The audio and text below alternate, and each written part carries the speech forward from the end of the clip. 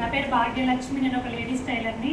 నేను వెస్టేజ్కి ఎందుకు వచ్చినట్టు నాకు హెయిర్ ప్రాబ్లం ఉంది. ఒక 7 years నుంచి 2 lakhs వరకు ఖర్చు పెట్టినా ఎక్కడ చూపించినా రిజల్ట్ రాలేదు.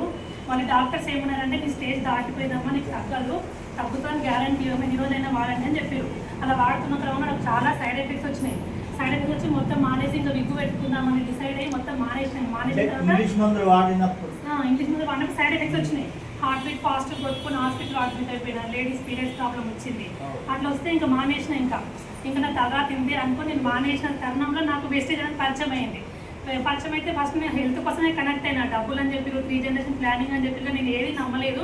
ఫస్ట్ అప్పు అయినా నొప్పి అయినా ఉంటేనే వెస్టేజ్ చేస్తారు. నాకు నొప్పి బలంగా ఉంది, ఈ ప్రాబ్లం చాలా సఫర్ అయిన దీనివల్ల. కాబట్టి వాళ్ళు చెప్పాక నేను నమ్మి నెక్స్ట్ డేనే నేను మీటింగ్కి వచ్చి తెలుసుకున్నా. ఫస్ట్ మీటింగ్ మనీషా మేడంది, మళ్ళీ సార్ మీటింగ్. నేను వచ్చిన మీటింగ్ ఫస్ట్ మీటింగ్లో నేను కనెక్ట్ అయిపోయినా.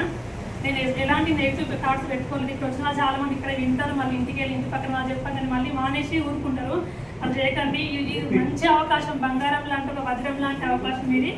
నేను హెల్త్ నాకు రిజల్ట్ వచ్చింది. టైలరింగ్ చేసుకుంటూ నేను పార్ట్ టైంగా చేసిన 25,508 rupees నేను నా చెట్లు. డిసెంబర్ గోల్ వచ్చి 1 lakh తీసుకోవాలి.